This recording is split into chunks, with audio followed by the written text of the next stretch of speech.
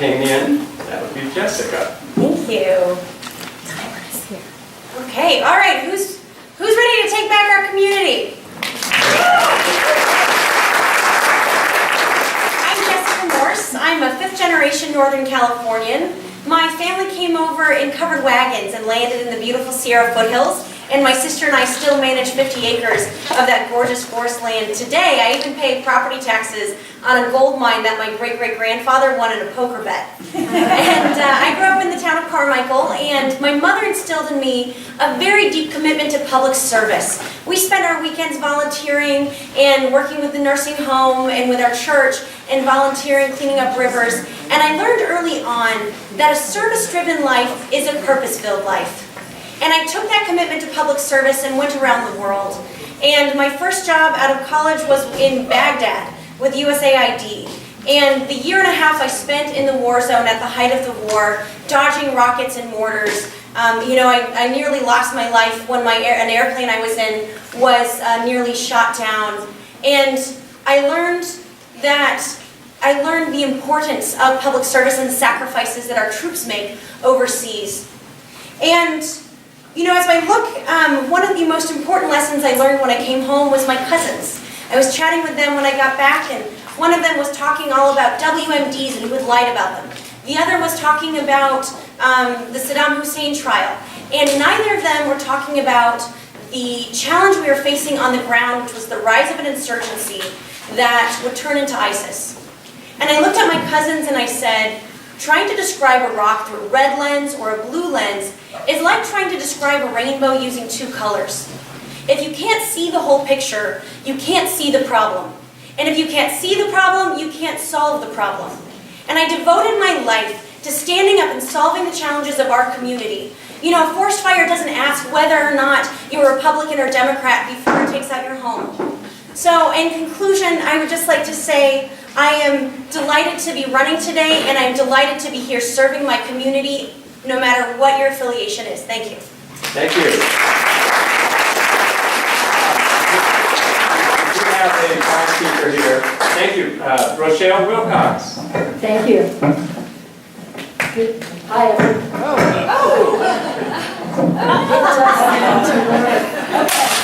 Hi, everybody. I'm Rochelle Wilcox, and I'm going to send Tom McClintock back home to his district next year.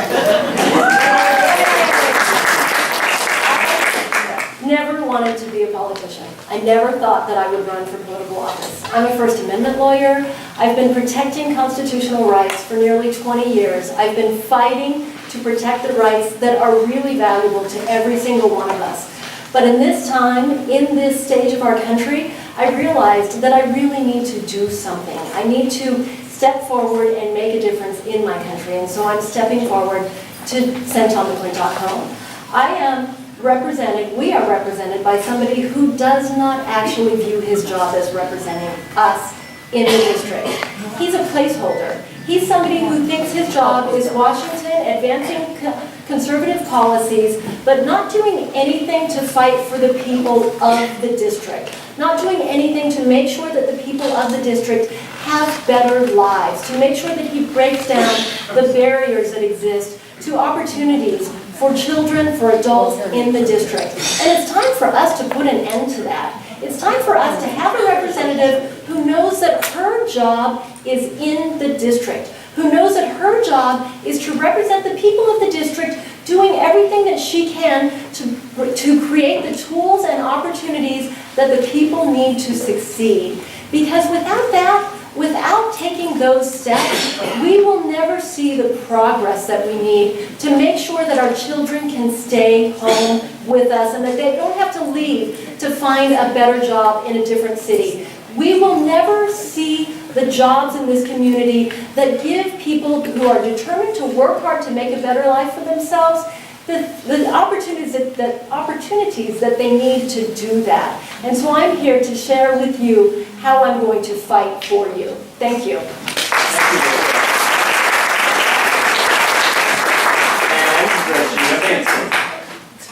Thank you so much. I'm Regina Bateson, and I'm from Roseville. I grew up right here in this district. I'm a proud graduate of our public schools, and education has been the theme that has carried me through my entire life. After graduating from high school, I went off to college at Stanford. I graduated shortly after 9/11 and joined the Foreign Service and served our country working on border security. And then I was able to get a scholarship to go and get a PhD at Yale. And after that, I became a tenure-track professor. Now, I really believe in education, but I'll tell you that there's somebody out there who doesn't, and that's Tom McClintock. When I was in graduate school, McClintock actually tried to take a scholarship away from me. I was receiving funding from the National Science Foundation for my tuition, for my research that allowed me to launch my career as a researcher and a professor.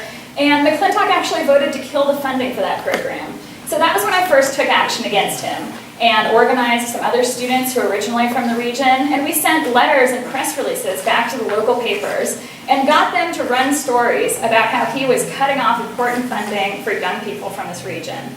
So that's what I'm committed to fighting for, is the promise and opportunity of our region. I think that everyone should have the same opportunities that I've been able to in my life. It doesn't matter whether we're Republicans or Democrats, we all value hard work. I think we can agree on that. But we need to ask ourselves, what does it mean to be a society that values hard work? It means we need to have a level playing field so that it's people's own work and initiative that allows them to get ahead, not having advantages or disadvantages. That's why I think public education is so important. I also think we need to be a society that rewards hard work. If somebody's working hard serving their community, they should be able to afford housing in that very same community. They should have access to affordable health care. So I'm committed to fighting for the pragmatic, practical needs of our district. For too long, we've been represented by somebody who puts his extreme ideology over the needs of our region. I believe in the promise of our region. This is the place where the gold rush happened. People have always come here looking for opportunity, and we need to get that positive spirit back.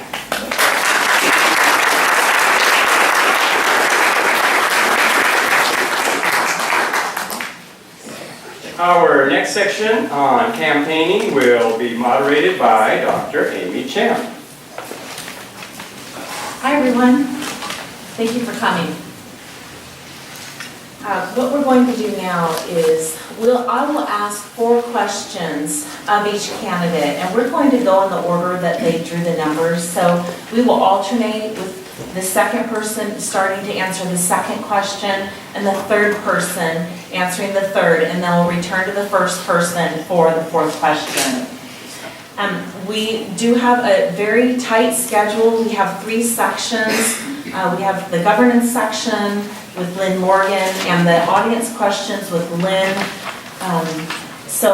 What I would like to do is ask everyone to now hold the applause until the very end, and we really appreciate it. Great. Okay, so for our first question about campaigning. The members of our audience tonight may feel that they have already learned a great deal about each of the candidates, but clearly they've barely begun to scratch the surface. Please name and describe one positive attribute, skill, or experience that has not yet come up during the campaign, which uniquely qualifies you to run for this office. Well, I spent a decade of my career working in national security strategy. And if you think about what the skill sets of a member of Congress are, it's national security and working on the federal budget. And I've actually done both. I also spent several years working on the foreign aid budget at the State Department. And so in a career that spanned USAID, State Department, and the Defense Department all over the world, I am going to be capable of being a strong voice for our community and for our world. Trying every day of my career, I have worked to make sure our troops can sleep at home. And having served side by side with our troops overseas, I understand the sacrifices that they are making, and it is critical that our members of Congress who make the decision of whether or not our troops go overseas, that they understand what they are asking of our service members and their families. You know, some specifics on my career. I served as the advisor to the 4-star admiral at U.S. Pacific Command. And this was a really interesting experience and highlights how I solve problems. When I was negotiating between the U.S. and India defense strategy, 2 major nuclear powers, we were at a standstill and we didn't know how to move forward. And so I asked myself why India wasn't willing to work with us and how we could move forward so that our troops wouldn't have to take on some of the burdens in South Asia, that our Navy could stay home and not patrol, Somali pirates in the Indian Ocean. And so I went went over to India and I figured out that what India's defense minister needed was energy and jobs, because as we know, all politics is local. So I went back to India, to Pacific Command, and I asked our Pacific Command if we had any technology that we could transfer that would be appropriate for India that would give them energy and jobs. And they actually had the technology to take one of India's invasive species and turn it into renewable energy, and turn it into a biofuel. And so I pitched this to a room of admirals and generals, and it was amazing how it took off, and it became our entire strategy. And that's the innovative thinking that we need in Congress right now to solve intractable problems. Thank you. Let's hold the applause until the very end. We're not going to cut between the questions. Thank you. You wouldn't know it from looking at our GOP, our representatives in Congress today, but legislating is hard work. They think you can slap some legislation on the page and push it through and everything will be okay. They don't want the CBO analyses. They don't want the information they need to understand what these laws that maybe affect the healthcare, a sixth of our economy, maybe affect campaign financing, affect our lives in fundamental, vital ways. They don't look at the consequences of those laws. They are not looking at what they are doing to the people of this nation. As a lawyer, I've spent my career, when I've negotiated deals, looking at unintended consequences and evaluating what my deal that I'm working on, what might happen? What will this mean down the road? 5 years from now? 10 years from now? How will this play out in the real world? That is a skill that is vital. We've seen the unintended consequences that flowed out of the ACA, in part because of the sabotage that Republicans did when they were able to limit the number of states who increased did their Medicaid financing. But for a variety of reasons, the ACA had unintended consequences that need to be addressed in order for it to work right. We've seen it with campaign finance. We saw that the Supreme Court challenge was effective, and we lost a huge amount of what we needed in order to get money out of politics. We need people in Congress, we need constitutional lawyers in Congress who understand what can be done, how far we can push our laws, and what the unintended consequences might be of the legislation, so that we're looking 10 years down the road and do not do anything to cause harm. Instead, just enact laws that protect people and advance people. Thank you. Thank you. You know, people sometimes look at me and they say, oh, you're so nice, you're so friendly. How are you possibly going to hold your own against Tom McClintock or be an effective advocate for us in Congress?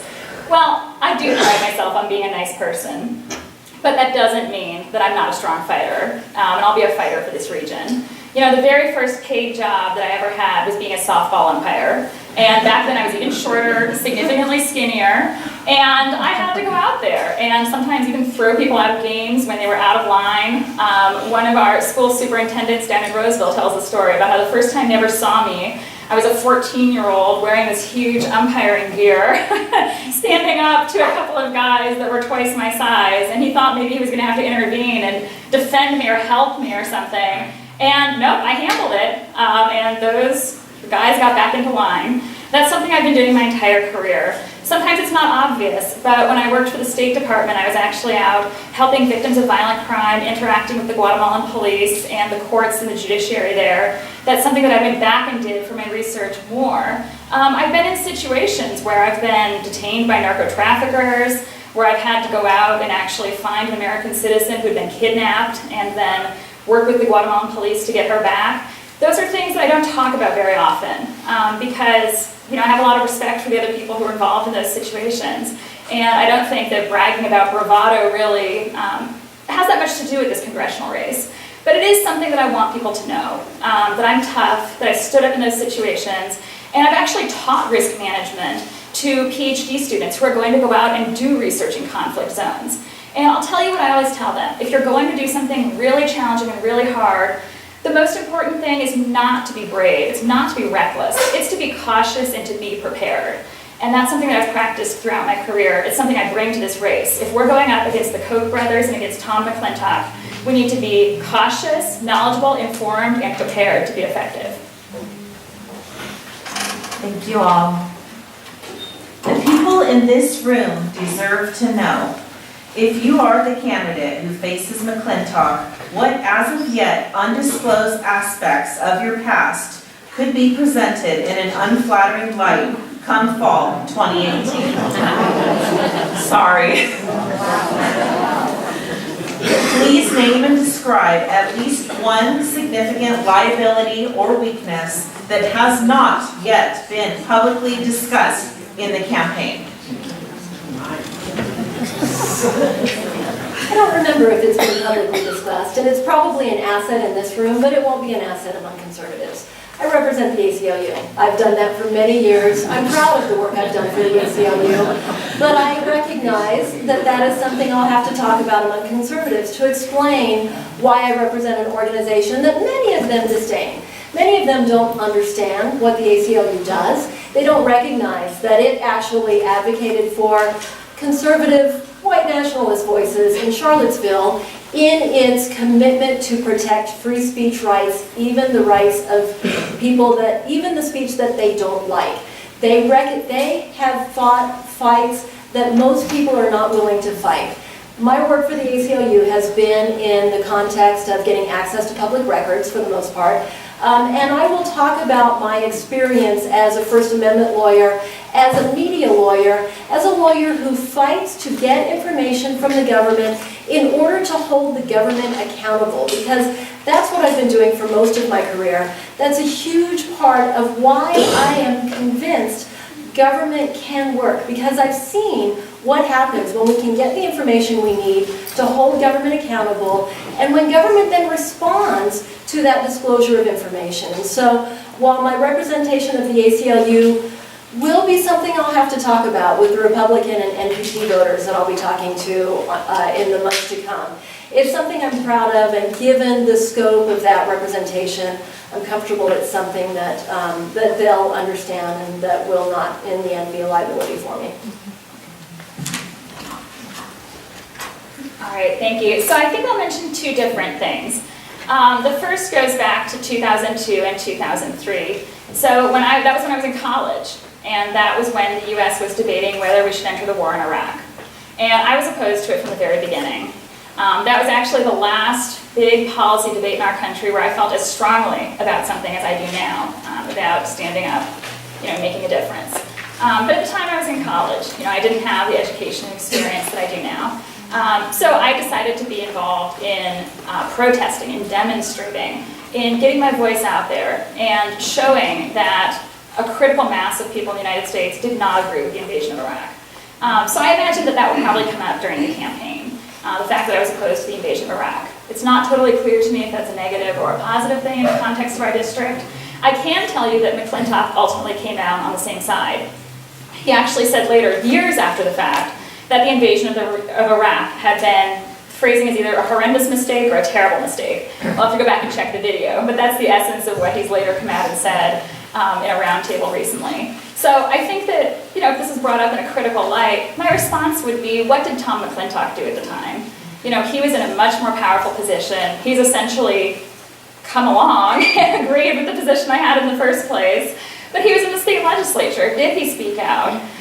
Did he say anything to influence the public debates that were happening? I've looked and I can't find the answer. I can't find any evidence that he spoke out at that time. I encourage you all to look as well. Let me know the answer. But I do imagine that might come up. But again, it's something that I'm proud of, because I've always felt that when there are big, important questions at stake in our country, we have to take a stand and put ourselves out there. That's what I'm doing again today on behalf of our district. Now, I know this isn't obvious and it's hard for me to talk about, but if you really do some digging, you'll discover that I'm 35 years old. Everyone always tells me to draw lines on my face or gray my hair, but we're 10 years above the Constitution in terms of how many years you have to be to run for office. No, I think the thing that the McClintock campaign will try to hit us with is the fact that I worked on the presidential campaign last year. You know, when Trump said he was going to give nuclear weapons to Saudi Arabia, and my master's degree is, I studied nuclear nonproliferation, I thought, I can't stand for this. I cannot stand by. Nothing that I'm doing in my life is more important than trying to stop this man from destabilizing world order. And so I joined the presidential campaign, and they put me out in Colorado as a field organizer, actually. I specifically asked to be in the field because I also wanted to see if I had what it takes to organize and run a campaign. And so I had this amazing experience out in the field, registering voters, organizing an army of volunteers, and I discovered that I love being out in the field, and that this passion that I've always had my entire life, that I've always wanted to come home and serve my community by running for office, that I actually did have the skill set to be able to do it. And I think having that ability to build a grassroots campaign, get people inspired and excited around a mission, is what we are going to need to be able to win this district. And it is something that McClintock won't be able to compare to us on. And that's all of you. All of you out here are going to bring us that grassroots campaign and help us win in this district, and he won't even see it coming. And so I'm actually really proud that I had that experience to be able to really test out this capacity to be a grassroots organizer, and now we get to use it here together and to take our community to the next level and to continue that mission of mine of stabilizing world order. So thank you. Thank you very much. I don't believe she stated the candidate's name, but I'm assuming it was Hillary Clinton. Okay, question number 3. This question has 2 related subparts. First, please describe how your recent work experience during the past 1 to 2 years prepared you for the hard organizational work of running a campaign. Second, the California ballot gives candidates the option to list, in 3 words or less, their current principal profession, vocation, or occupation, or their principal profession, vocation, or occupation from the previous calendar year. These, quote, ballot designations influence voters' choices. If you go on the ballot in June and November 2018, what will your ballot designation be? And we'll start with Regina.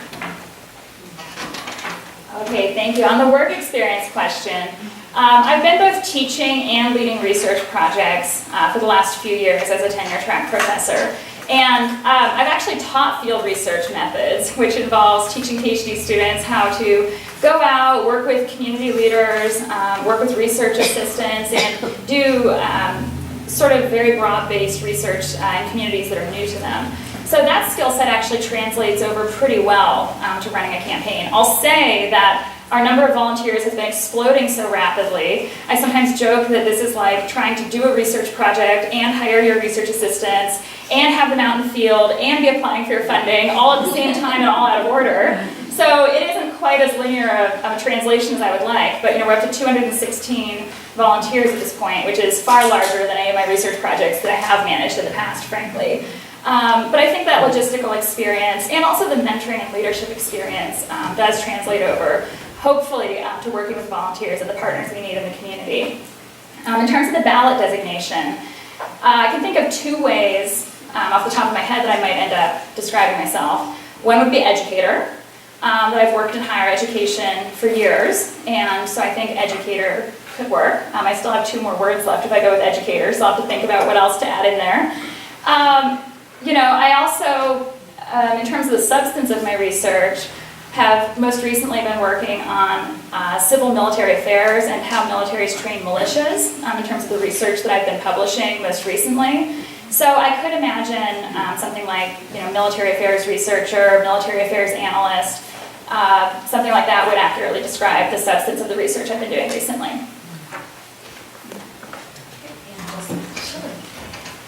Yes, for my ballot designation, I'd be a national security strategist, having spent my career working in that field, and that certainly prepares me for Congress, because I've gone up and worked in front of these congressional commissions, and have really, I testified before congressional staff and committees, and and have worked in this field and know how to get things done over there. What's interesting about your question is you really zeroed in on what's happened in the last couple of years.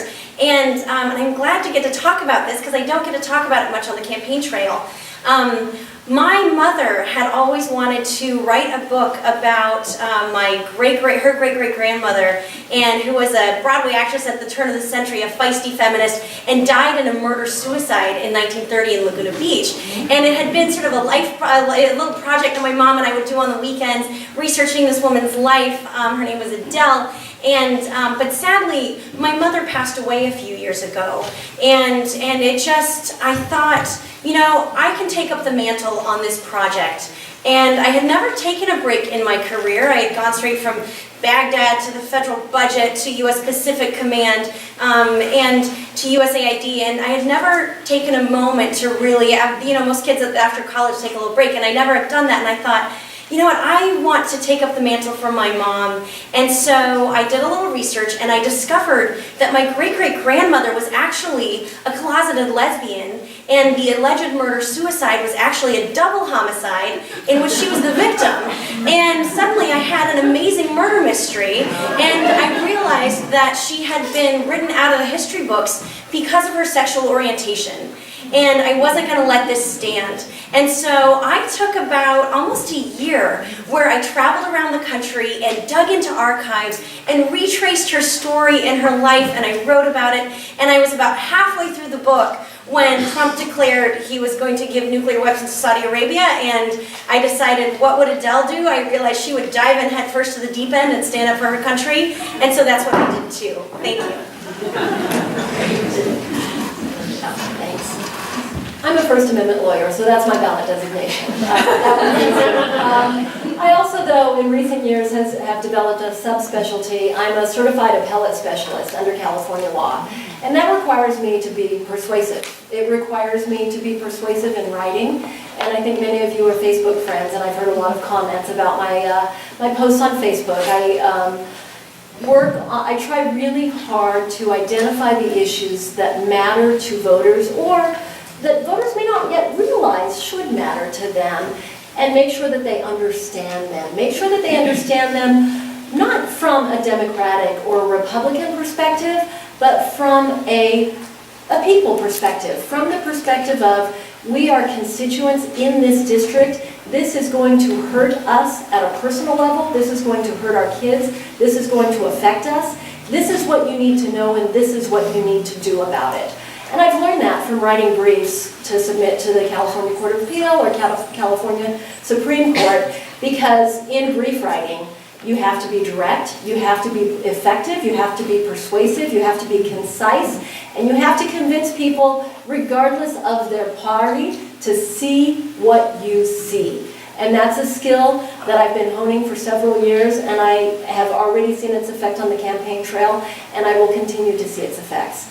It also has taught me to argue, and I am sure that that will serve me well when I get into the argument with Tom McClintock that I anticipate next year. But in addition to that, it's helped me be a public speaker. It's helped me be a persuasive public speaker. It's helped me understand how I can attack ideas, how I can address ideas, and bring people over to my side. I've told many people that I'm surrounded by conservatives in my private life. My husband, every single one of my friends is either NPP or Republican, and that has affected how I talk to them and how I talk to all conservatives, and will make a difference. Thank you. Thank you very much. Our last question on campaigning. What do you believe are the most important federal policies to ensure the well-being of our nation? In particular, which issues or policies have taken on more significance in your campaign since you began, and why? Okay. Yeah, great. So top issues in the campaign. Well, look at where we live. right? The top issues are forest management and fire prevention and job creation so that your kids don't have to leave to get jobs. There can be jobs in the community where we are. Water management and healthcare. I mean, these are issues that don't impact you whether or not you're a Democrat or Republican. They impact us as a community. And having grown up in a family with a forestry background, with our forest property that we manage, I understood very early on what a healthy forest is supposed to look like, what selective logging looks like, and how critical it is to have managed fires come in and keep our forests clean and healthy. And we are currently under-resourced. I have been going around the district nonstop talking to people about the issues that impact us the most, and I talked to our CAL FIRE chiefs and the experts in our county supervisors and different community boards and they all have the ideas and the strategies of where we need to build fire breaks, how we need to start investing in our community, and yet it is not resourced, in part because Tom McClintock has stood up and blocked fire prevention funding from coming in a significant way in our community. And for me, that's not good enough. I wanted to run to be able to represent my community, not a political party. And so I started my campaign back in April with a listening tour of the district. And most people start a campaign with the hardcore fundraising, right? And I started with a listening tour, and I went to all of our 10 counties, and I met with county supervisors, local mayors, hospital boards, and I wanted to understand the issues that impacted us most directly as a community so that I could be an effective advocate and present real solutions. We don't want to just run a campaign that's negative. We want to run a campaign that offers real innovation and solutions, and I am still sucking that in, and I am still learning, and I'm still being a sponge so that I can be the most effective advocate for this community that I love. Thank you. When I started my campaign, I knew that my focus would be rebuilding the middle class. That's what I'm passionate about. That's why I'm running. Because as a country, we've seen the collapse and the ongoing collapse of our middle class, and I believe that we need people in Congress who are going to Congress specifically to address that issue. And so that's going to be one of my key initiatives. What I've learned, though, since I've gotten to know the district outside of my home of Roseville, is that there are, as Jessica mentioned, tremendous issues with our forest management policy that Tom McClintock has just been ignoring. He proposes the most extreme solutions to our forest management policy and will not moderate his views at all to actually get something done. We need to make sure that we have money dedicated specifically to forest management that cannot be used to fight fires. We need to make sure that we inject money into forest management now to make up for all that we have lost in the many, many years that we have had effectively no forest management money spent. And while our debris has just been loading up, the fuel has just been gathering, and we see how much it costs us when that happens. And so in order to save money in the long run, we need to start by spending money now and fix that problem immediately. Forest fires should be covered under FEMA. Forest fires are a natural disaster, just like we've seen the hurricanes in Texas and Florida and Puerto Rico, the tornadoes that we see go across Texas and Oklahoma. But for whatever reason, our FEMA laws do not extend to forest fires except in the most rare circumstances. We need to finance fighting fires and recovering from fires the way we finance other natural disasters. And I will make sure that happens in Congress. Thank you. I started my campaign running with a commitment to fight for the practical needs of people here that are almost nonpartisan, but that have gone unaddressed because we haven't had a real voice in Washington for nearly a decade. I was always emphasizing jobs in the economy, access to affordable health care, and protecting our great outdoors and conservation, which is so closely tied to our economy here, where we get 15 million visitors a year, largely because of our beautiful outdoor spaces, our national parks, Lake Tahoe, the ski industry. But since starting the campaign, there are two issues that I've realized need more attention. The first is education. This is something that's always been a big part of my life and important to me, but we just see threat after threat coming, especially at the federal level. That's why we have to be a bit nimble in this campaign. Every day we wake up and find some new horrifying piece of news from Washington. And some of the threats to education are pernicious. They're hidden. We're not talking about bills that are called the, Cut Funding to Rural Public Schools Act or something, but it's out there. We need to stay on top of this. The AHCA that McClintock voted for, it would have cut funding to our rural public schools. The House budget, for example, would freeze Pell Grants that are our most successful program to promote social mobility. If someone works hard in high school, they should be able to afford to go to college. The other area that's really jumping out at me is housing. Maybe I should have expected that, right? Because the department that runs it is HUD, Housing and Urban Development. And their policies are not well suited to our rural and suburban areas. Housing is a big issue when you go meet with the Chamber of Commerce, and they say that the biggest question they get back from businesses is what to do when their employees lose their rental and then have to move an hour or 2 hours away. It's the most frequent call that the Mariposa Chamber of Commerce gets from small business owners. I was talking to a fire chief, and yes, fire prevention is important. I would lump that in rational environmental policies. But some of our fire departments up in the Tahoe area, they have people commuting from Rockland, right? That's really far because they can't afford to live in the communities they're serving. So we need to focus more on housing. Thank you. Great, that concludes our first section.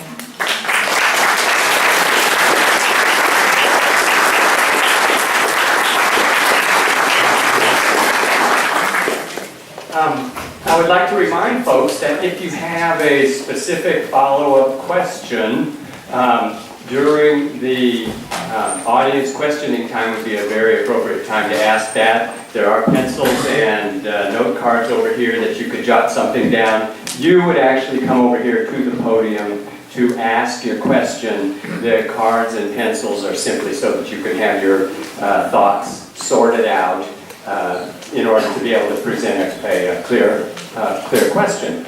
So this next section, Supervisor Lynn Morgan will now moderate our second section on governance. Thank you. And as you know, we'll start with the same order, we'll finish with the same order. So we'll start here. Question number 1. Please give at least one example of a position or opinion you have held consistently throughout your life. One upon which you will not waver once in Congress.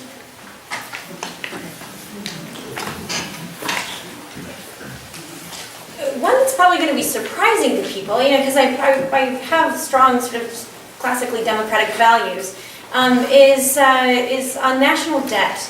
And I feel like our national debt is a serious threat to our national security.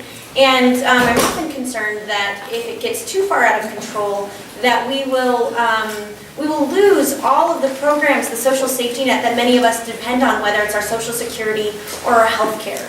And so I think all of us being able to be more intelligent and smart about the federal budget is really essential without losing the critical services that our country provides to people as a way to guarantee and protect those. So I will not waver on finding a long-term, 20-year, 30-year solution to start hacking away at our national debt as a strategy as a country. Now, a lot of times conservatives will point out, they'll say, oh, we just want to bring everything to a grinding halt all at once. That ends up costing us a lot more, such as when Tom McClintock shut down the government. It cost our economy $24 billion and shut down all of the towns outside of our community. So being able to get all of us as a country and as a community on board with a long-term strategy where we can start making our federal government and budget more efficient and effective while protecting the critical services that our taxes provide to our community and being better stewards of those is an essential value that I'm going to stick to. But I want to be clear and reassure you that I will not follow into this sort of conservative mantra of being ideological about it. We have to be practical. We have to have a strategy. We have to get on board with that strategy and execute this over 20 or 30 years so that we can get our country back into the black. So thank you. Like Gina, I'm concerned about education. My mom was one of the first women trained to deal poker in the very early 70s in Las Vegas. I grew up in public schools, went to a public university, got a full ride to a top 50 law school where I finished first in my class. Education, the educational opportunities given to me by our government through the public school system made me who I am today. They gave me everything that I have today. I would not be here if we didn't have a government that fully funded a good public school system when I was growing up. We have a strong public school system in Roseville, and that's part of the reason that I moved to that community years ago to raise my kids there.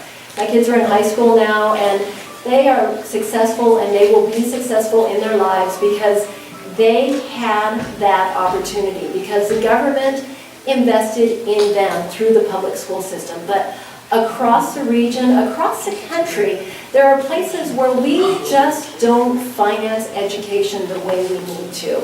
In Sonora, there's a college called Community College that provides education to young adults who are struggling, adults who came out of foster care, adults who are just trying to pull themselves out of poverty, and it is grossly underfunded. The teachers are spread far too thin. Tenured teachers are retiring and being replaced by part-time teachers. These are the places where we should be investing.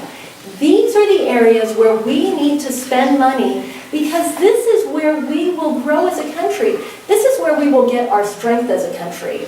I have known since I was a child that education is the most important thing our country does. And I will never waver from my commitment to fully fund education and make sure every child and every adult has the opportunity to succeed.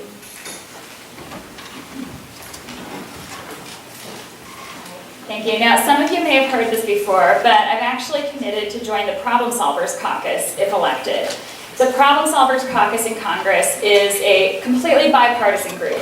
It's 50% Republicans, 50% Democrats, and they're focused on prioritizing concrete solutions that we can take action on in a bipartisan way in the short term. I think that that's a really important commitment to make to our district, especially given that so many people here are maybe more moderate or conservative than our audience tonight. But that said, I don't want anyone to walk away with the impression that I'm sort of wishy-washy when it comes to my values. And so I'll share one of the things that I've fought for my entire life, and that's rights. Equal rights, civil rights, human rights. My entire life I've been committed to advocating for the rights of ordinary people. I'll tell you that when I was in college, now I was at Stanford, right, and there is a lot of privilege and a lot of opportunity there. At the time, there was also a lot of poverty next door in East Palo Alto, and I realized that some of the clients of the Stanford Law School's community law clinic there spoke Spanish, and there wasn't enough interpreting being provided for them to be able to access legal services. So I actually stepped up and started a volunteer interpreter program because I speak Spanish fluently, and I wanted to put those skills to use. And I was recently back in that area and I happened to recognize a sign on the street, and it was a sign from a restaurant that was involved in the very first case that I was involved in there, which was a man who'd been burned on pizza ovens while getting pizzas out of those big ovens at that restaurant. And he wasn't able to get the workers' compensation he was entitled to until the law clinic stepped up, and I helped them to do that case, right, interpreting for them. So that's a commitment that I hold to all of us, to our equal rights, and I will never compromise on matters of rights, whether that's access to health care, access to education, physical safety, or equality for all of our citizens. You know, I have 3 boys who are all biracial, and that's very important to me that they grow up in a world where they're equally valued. Thank you. And by the way, I need to apologize to the organizers of this that I didn't ask the second part of question number 1, so you have a little reprieve here, because I know we're on a time frame. Okay, question number 2, Michelle. Sometimes good governance requires an open mind, flexibility, and a willingness to consider new ideas. Please give at least one example of a position you have stated publicly during the campaign that you might be open to revising, changing, or even reversing once in Congress. Can I have a second? Sure.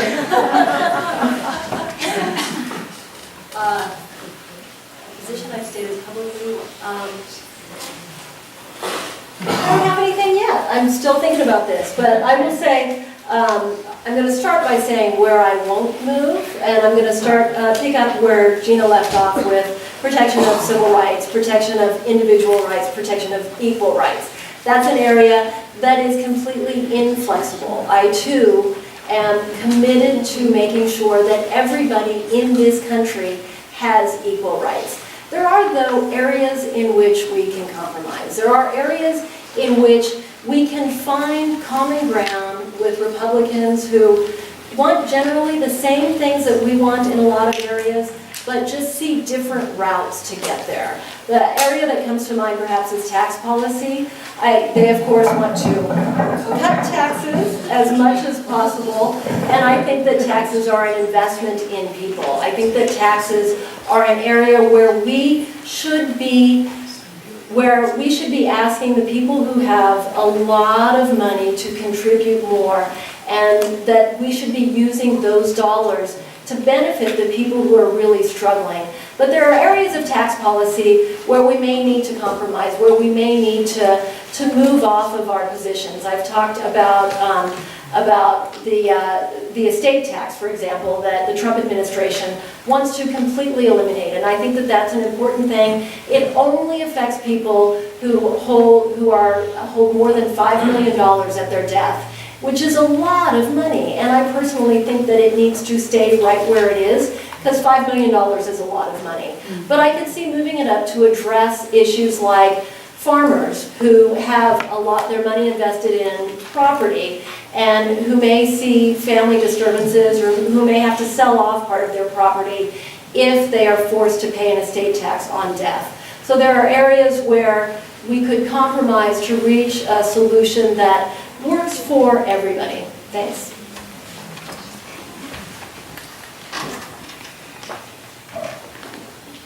So I think that access to affordable health care is really important. Again, this might not be obvious looking at me, but I actually have a genetic bone disease that caused me to spend a lot of my childhood in casts. And again, as some other people have said, I wouldn't be necessarily standing here talking to you today if my family hadn't been able to access the health care that we needed and had good insurance to pay for that. So I think this is really important. It's something I'm committed to. And throughout the campaign, I stated that my priority is to protect, defend, and improve the Affordable Care Act. But the specifics of how we do that are changing rapidly. I have been saying that we need to stabilize the individual market, in particular by guaranteeing the cost-sharing reduction payments that insurance companies have been expecting to come. There are a lot of bills flying around Congress right now. Again, the news on this changes daily. So the specifics of how we might stabilize the individual market are something where I think I would need to be adapting as the reality that we're dealing with changes. I think, again, the specifics of how we stabilize the individual market may very well change over time.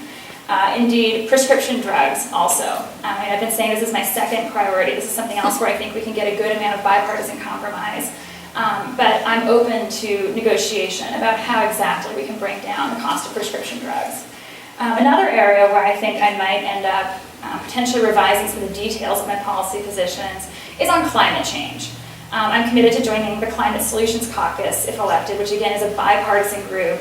And the shared realization of that group is that we need to take action now on climate to reduce carbon emissions. There are a number of different plans out there about how exactly we do that, and I'm a pragmatist. I've said that I like James Baker's plan, if we add in a more just transition and we don't repeal the Clean Power Plan, although again, these things are changing so rapidly that I think I'll probably have to revise this a bit. But basically, I'm open to the science. I've taught scientific research methods, so I think that I could be persuaded if someone shows me, hey, this is a more efficient way to reduce carbon emissions. I'm open to hearing the argument. I've been a strong advocate for single-payer health care, and because I think it's a fundamental value that a country needs to invest in the health and education of its population. Every good business does this. Every good business understands investment in human capital. And as a country, we need to do that as well. And I wouldn't be a good policy maker. I'm a policy wonk kind of at my core and a public servant, and not a politician by training. And so as a good policy wonk, I understand that I am going to be able to respond to new data, new information, new insights, and adjust models so that they can be the most effective on the ground. And I will never be calcified in what the outcome is of any given model. But I will stick to that same value that we need to have healthcare for everyone. Because if you pause and think about our model right now, it's absurd that we expect employers to be the ones paying the health care of our community. Why are employers holding up the social safety net and investing in the human capital of our country? This is a fundamental value for us. And we all know that the healthcare system is broken. You don't walk into a grocery store and get your milk and eggs and cheese, and then come home and get a $2,000 bill 2 months later and say, oh, if I'd only not gotten out-of-network milk. We have to make sure that we readjust this. That's why I'm very excited that California has just passed a pharmaceutical transparency law that forces pharmaceutical companies to open up their books and demonstrate what is causing the prices of healthcare, of pharmaceuticals to rise.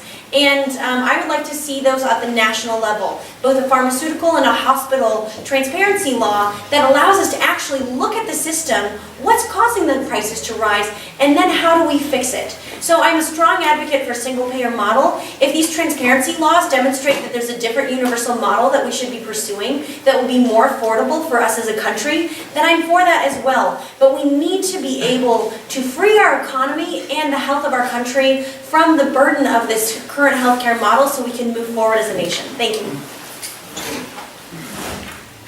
Okay, question number 3, Regina. Congress has been unsuccessful for the past 10 years in working across the aisle. It's easy to talk about bipartisanship and transforming our political system to move beyond gridlock, but how can you credibly commit to being bipartisan? How can one individual realistically change the terribly broken system of obstructionism in our Congress today? Please give specific, plausible examples of steps you will take to promote bipartisan governance.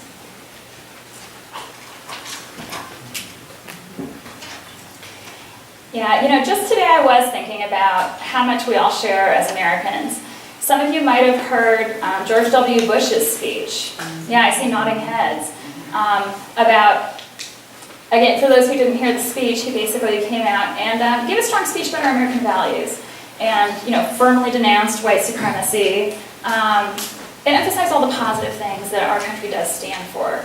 As I mentioned before, I was opposed to the invasion of Iraq. I never thought the day would come when I'd have so much in common with George W. Bush. But that's where we're at, right? And I think there's a lot of room to work, emphasizing those shared values, both within our community and within Congress. In terms of specifics in Congress, I actually already mentioned the Problem Solvers Caucus. I think that's a credible commitment that I can make.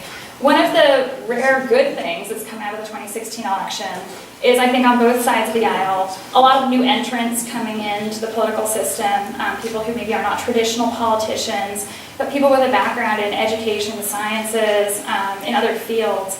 And so I think both Republicans and Democrats, there are a lot of new people coming in who maybe are not as ideological. So I think joining the Problem Solvers Caucus is one example. The Climate Solutions Caucus is also completely bipartisan. And I would say, too, emphasizing areas of common ground. A lot of Republicans go to Congress because they want to see government work for people. Nobody wants to see the government shut down. We need to be actually passing appropriations bills, actually passing budgets, not having a government that's just running on continuing resolutions. Because Tom McClintock will call himself a fiscal conservative sometimes. I think he's not a real fiscal conservative because he's so irresponsible in his policy making. But there are a lot of fiscally responsible Republicans in Congress that we can work with. And I think that the way you work with them is by emphasizing that extreme brinksmanship actually costs us money in the long run. As I think Jessica said a moment ago, shutting down the government is a tremendous waste of money. So that would be another concrete example where I would try to work very hard across the aisle to prevent government shutdowns in the future.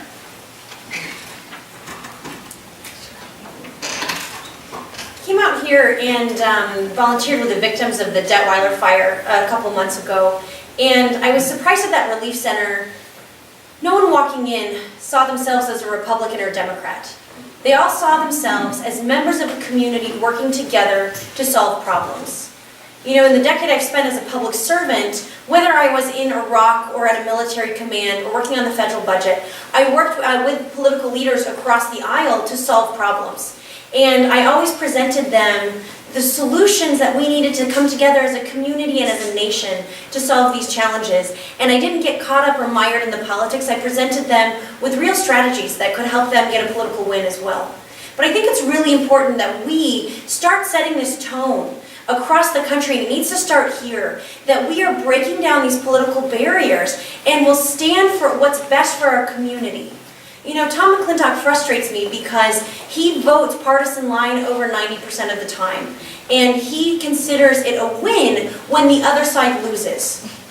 I only count something as a win when my community wins, when my country wins.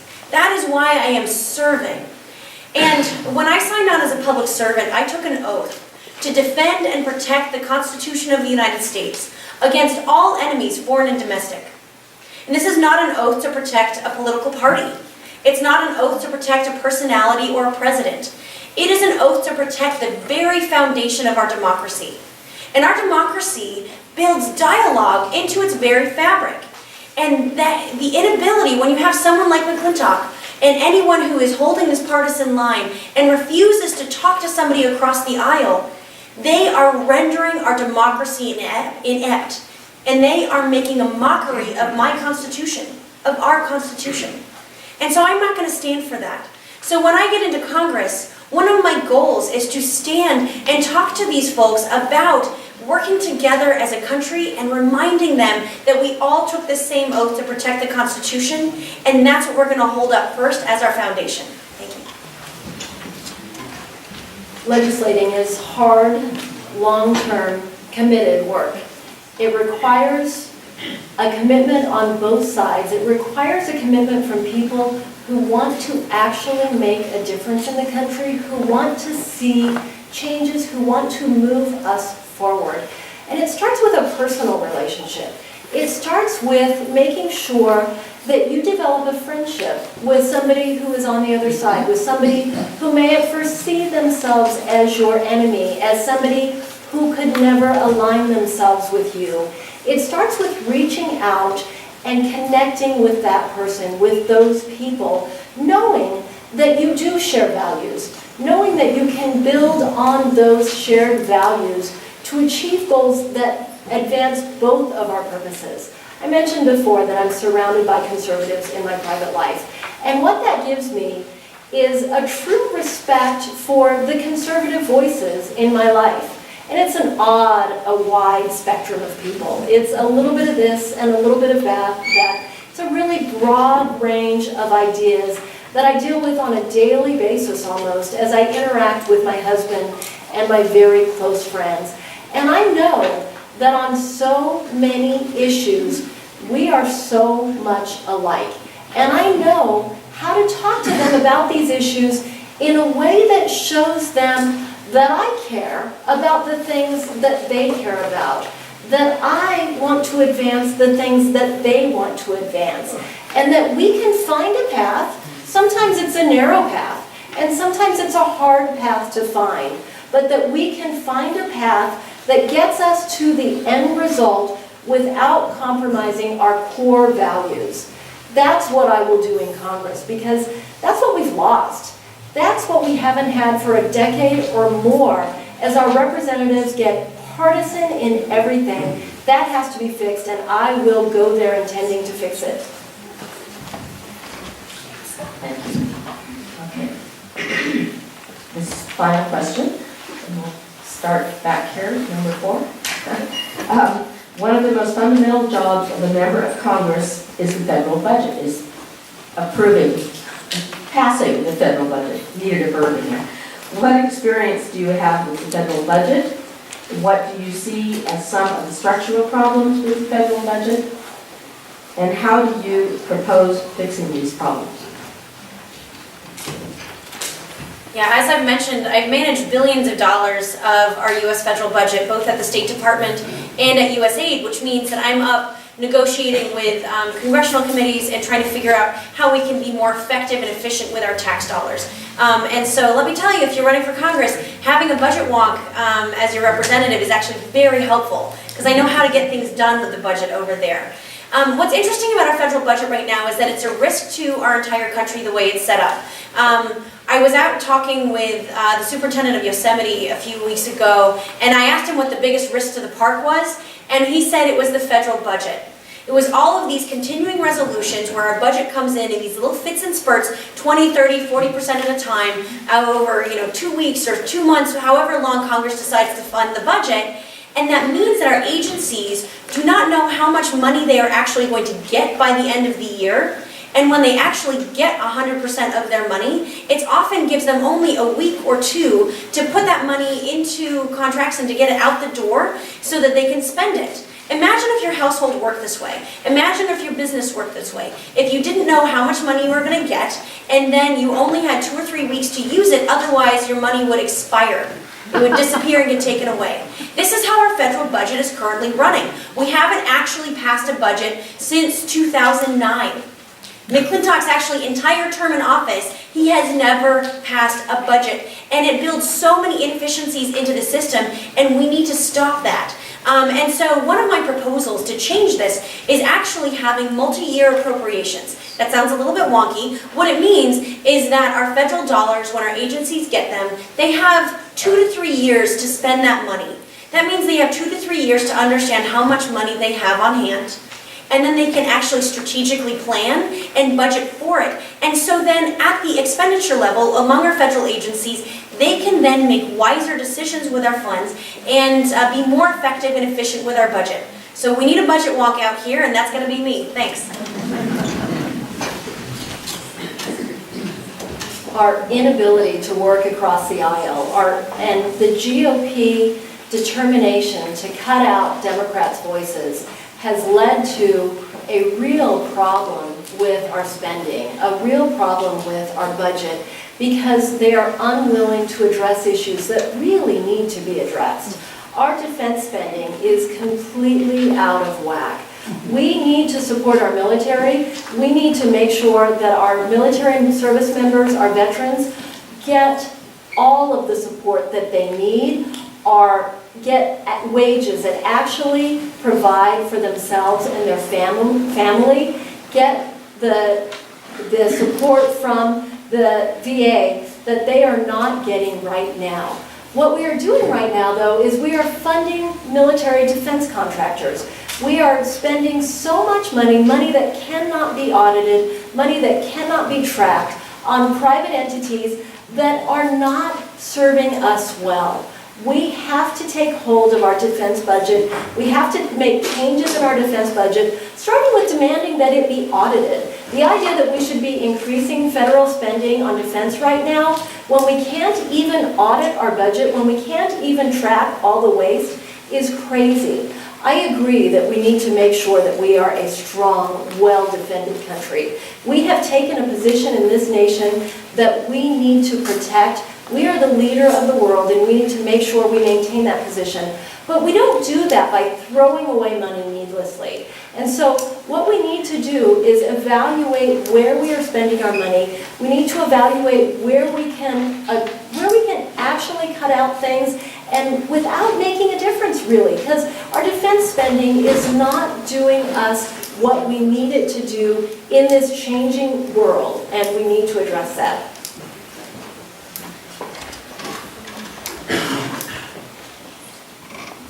Some people out here will say that they're voting for McClintock because he's fiscally conservative, and they're against wasteful government spending. I always say, great, I'm against wasteful government spending. We're actually on the same page here. And do you know the first place we can save some money? If you're against wasteful spending, we should not be paying McClintock $174,000 a year to do nothing for our region. He's not from here, he's from Southern California. He's never bothered to move here in 10 years of allegedly representing us, even though he promised to do so in 2008. And he has done nothing for our community. Even people who have basic constituent services needs call and call and call and can't get a response that's effective or that's even respectful. So that's a good place to start. But in all seriousness, I'm absolutely committed to developing a federal budget that works more efficiently, where we're still prioritizing our people, investing in our community, investing in our region, but we're doing so in ways that make more sense in the long term. I'll give you one example. I was out in May and went to Fort Irwin, which is the Army's largest training facility in North America. It's in the Mojave Desert. And I was talking to the second in charge there, who's the COO, he manages the finances. And he was telling me what happens whenever a government shutdown is threatened. He has to spend a week of his time making contingency plans for how they're going to operate without all of their contractors and all of their, without all of their civilian employees. That's crazy. That's a waste of his time and a waste of money. He can't invest properly in infrastructure on his base there because of the continuing resolutions, because they're not getting military appropriations bills passed. His office is actually in a trailer that's been out in the Mojave Desert since the 1980s, and they can't build a more efficient building currently because of the lack of real appropriations bills. So I absolutely agree, we need to be passing budgets. We can't have a government that's essentially on autopilot, just flitting from continuing resolution to continuing resolution. And I'm committed to working across the aisle to get that done. Thank you. Okay, that's it for my questions.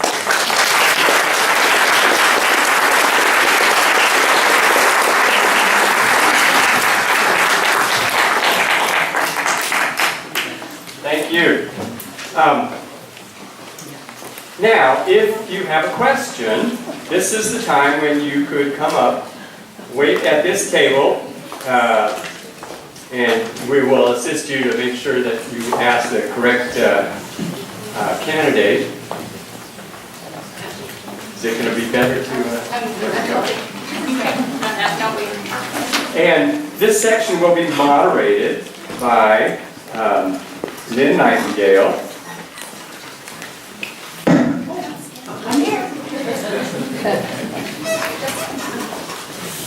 So while the questions are being organized, I wanted to just thank a couple people and thank the audience for being here and explain a little bit about a couple of things.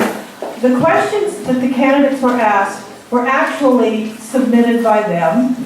The organizers from Foothill Rising, we sat around and sort of massaged them and condensed them and incorporated them together so there weren't real duplicates. So that was where all these questions came from. Thank you, ladies. The other thank you goes to Debbie Brody, who's a timekeeper. And she's becoming quite professional at this. And I also want to just mention the main organizers from Foothills Rising. Kate Heggie, Scott Williams, Amber Hoyska, Malene Smith, Amy Champ, and also a big thank you to all the other people who came in and volunteered and helped set up. One last piece of information. These questions, the questioner is requested to keep their questions to 30 seconds, to direct it to one of the candidates, who will then have 60 seconds to answer. Okay, ladies? And then if one of you wants, one or both of you would like to reply or comment to that question, you will have 30 seconds as well. So Debbie, that's going to really push it. Okay? Are we ready? Who's first? Kate? Do you have somebody? What is like we'll start?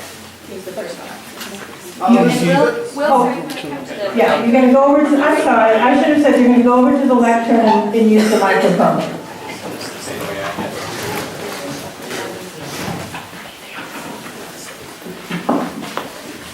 Hello? Yes, this is for Regina. You told us, you shared with us what you were doing in Iraq, but you never mentioned what we are doing in Iraq. What are we doing there? Who do you want to ask? Regina or Jessica? No, she said. Oh, Jessica.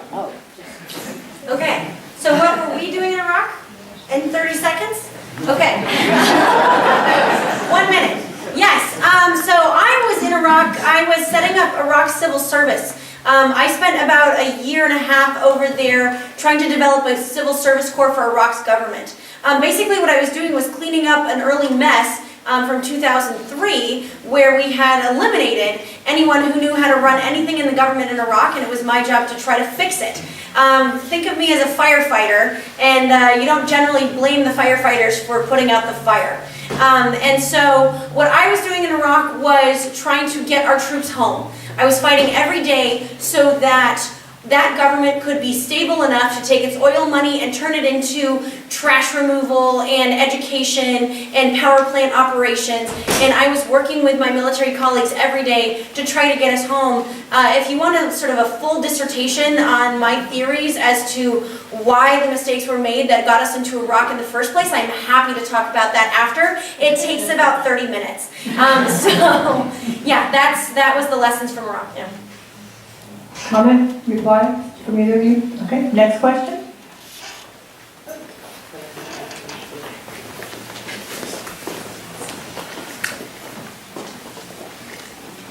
Good evening. Now, I've spoken to all three of you about the issue of DACA and Dreamers, but this is to Rochelle Wilcox. Right now, there's an estimated 2,500 Dreamers in this district, and we stand to lose 71 million every year that DACA is not put in place. But the president recently came out with a list of demands to keep to hold DACA recipients hostage in order to pass a solution. Now, what specifically would you do to make sure that a solution is passed? First off, I support a clean bill on DACA without any restrictions at all. I am absolutely committed to making sure that you and others who came here as children have the citizenship that you should have today, and hopefully, if I will have in the future. So I am absolutely committed to that. What would we do if the president insisted on some restrictions on it? I reject the wall. I don't think that that is a viable solution in any way, shape, or form. I think that there are things that we can do around immigration. I think that there are limits that we can impose on legal immigration. I think that there are places where we can carve back on the numbers of people coming into the country or the length of time before they get citizenship. But really what we need to do is fight for everybody who is here right now, everybody who has been contributing to the country to have citizenship. Comment or reply? Gina? Yes? Yeah, so I'll briefly say that part of the reason the immigration system is so broken is because there's no one in Congress who's ever worked in the immigration system. Whereas I was a vice consul, I've issued and denied visas. But I also speak Spanish fluently and have spent more than a decade volunteering and working as a Spanish-English interpreter with our Spanish-speaking communities in the US. So I've seen all sides of the issue. On immigration, I'm committed to passing the DREAM Act, or finding another, as Rochelle said, clean solution to allow Dreamers to stay here and move forward with getting permanent status. Oh, sorry, I'm out of time. I'll say I'm committed to bipartisan immigration reform and a path to citizenship for other folks who are here undocumented right now, with background checks and paying fees. Sorry, and creating a functional entry-exit system in and out of the U.S. Thank you. Thank you. Did you have a comment? Yeah, I just want all of us to salute Tomas, who is one of the leaders on ensuring and protecting Dreamers here in California. He started California Dreamers, and he is being such a brave and strong advocate, putting himself out on the line to be able to forward and better the lives of the 800,000 Dreamers who are in America right now, who are American citizens, who are American students, American kids, American adults, who our country has invested in and raised. And I am just so proud and honored to know you, and I want you to know that I will stand strong and support Dreamers throughout my tenure in Congress. Thank you.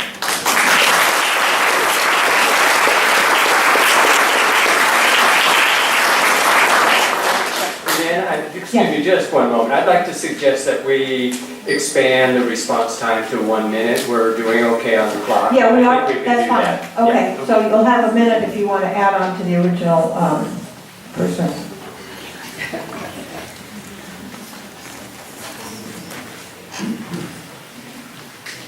Hi, I'm a senior on a fixed income, and I'm the first leg of the great migration that will come here from the Bay Area and Monterey and all the other places that people can no longer afford to stay where they grew up. So I know that it's already hit Roseville, Sacramento. It's become, outpriced for the average person. Where I live, Sutter Creek is full of seniors like me on fixed incomes, and it is affordable to live in a very beautiful place. So my question is, how will you assure that it stays affordable and that people like me on fixed incomes can survive here? Who did you want to direct your That's question for to? Regina. Yeah, so thank you for the question. You're right, the Sutter Creek is absolutely beautiful. We've been lucky to have a few events over there already in the campaign. I think that if somebody's worked hard their entire life, you should be able to have a secure, economically stable, comfortable retirement. Right now we've got somebody in Congress, McClintock, who's a Tea Partier, who at other times in his career has proposed privatizing Social Security, cutting back on Medicare. I will never agree to that. I absolutely think we need to keep our promises to our seniors. That's actually part of why I'm so committed to fighting for the Affordable Care Act, because the Affordable Care Act is closing the donut hole that could, if it's not addressed, it can cause seniors to have to pay up to $4,000 a year for their prescription drugs, which is unaffordable. That is being closed year by year now and will be gone by 2020 if the Affordable Care Act is able to keep functioning as it's supposed to be and isn't further sabotaged by Trump and Congress. We also need to protect your investments and your savings. McClintock was a co-sponsor of the Financial Choice Act that would have removed the requirement that retirement investment advisors act in the best interest of their clients. I would oppose that. Ladies, you doing? My grandparents were really close to me because I was raised by a single mom, and they lived on a very fixed income for a very long time. Towards the end of their life, I gave them a few $100s a month, and it made all the difference. It was huge for them, and it really brought home to me how much every single penny matters, how much we need to fight to protect our seniors, to protect the people who have contributed to this system for all of their lives with the expectation that they will have what they need, what they've been promised when they get old. I am absolutely committed to never reducing benefits for seniors, ever. That cannot be part of any solution. We have to address the long-term health of Social Security, but we do that by increasing the amount that we receive from the people at the very top. We do that by making sure that the people who have taken from the country are forced to give back a little bit of it. Thank you. Yeah, as the other candidates have said, I will absolutely fight to protect our seniors and to protect your income and your lifestyle. And you touched on a couple things that I think are critical for our community too. And that is the seniors that are living here already, we will need to think in advance in terms of assisted living facilities. You shouldn't have to go back to Stockton, to find an assisted living facility or into the valley somewhere. We should be able to have people be housed with their neighbors when they need extra care. And we need to start anticipating that need and planning for it.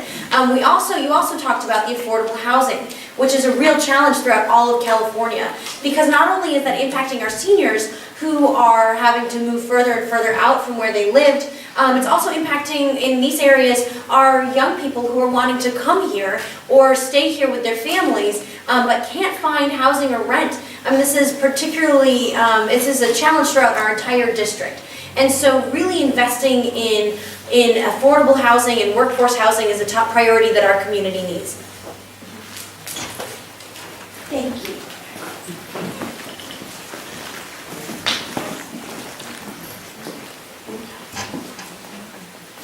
Ladies, good evening, and thank you for coming out and telling us your programs and answering our questions, something that our congressman doesn't do. 30 years ago, I was a city council member for a small town in Southern California, and one of the things I learned is that real legislation gets done in committees. And my question is, what committees would you want to be on? And I would ask Debbie Brody for an exception to her time policy, because I think it's something we'd like to hear from all three of you on. Works for me. One minute each.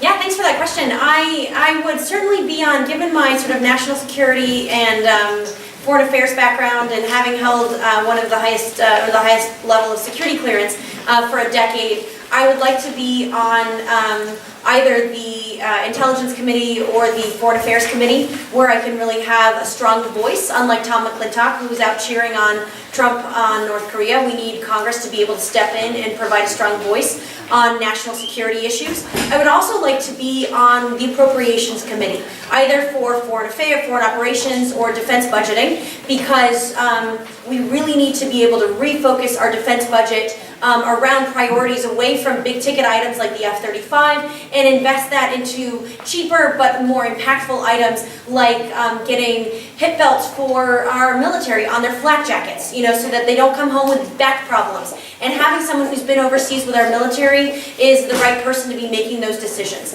Finally, for our community, what's most important is to be on the Natural Resources Committee, because the decisions that are made in terms of our Forest Service and that funding impacts us most directly, and we need a strong, clear advocate who understands forest health and forest policy and how it impacts our community.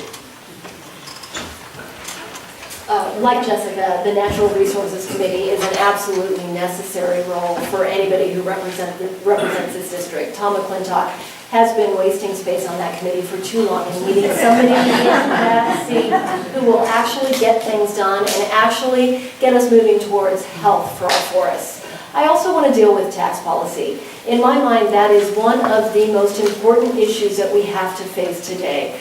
We have been, for decades, doing everything we can to ignore the real shift of wealth away from the middle class towards the most wealthy, the ultra wealthy in this country. And until we take steps to fix that, until we take steps to fight that, to reverse it, we will never get back to the state of economic health we were in when I was young. We have to change our tax policy. We have to push back on the corporate donors who are demanding tax cuts and make sure that we do not give them those cuts and that we get a fair, just tax policy. So I think we're actually in agreement on this. My absolute top priority would be joining the House Natural Resources Committee. You know, right now it's not just the case that Tom McClintock is warming a seat there, doing nothing for us. He's actually harming us and harming our federal lands nationwide. He is the chair of the House Subcommittee on Federal Lands. This means he's been leading the fight to roll back protections for our public lands, to roll back national monument designations, even for national monuments that were gifts of private land to our federal government. And, you know, I always say, some people here feel like they're environmentalists. Other people just love the great outdoors. We need somebody in Congress who will be fighting effectively for our federal lands, which comprise such a large part of the territory of this district. I mean, specifically, sound fire prevention policies are really important to our local economy. When I was down in Mariposa recently, again, the Chamber of Commerce was telling me that after the Detweiler fire, beer sales at the fair were only 35% of what they'd been the year before. And that's because people lost so much of their disposable income, and in many cases other income, because businesses were shut down for an entire week when town was evacuated. You know, I think that pushing forward sound fire prevention policies in the Natural Resources Committee needs to be a top priority. Thank you all.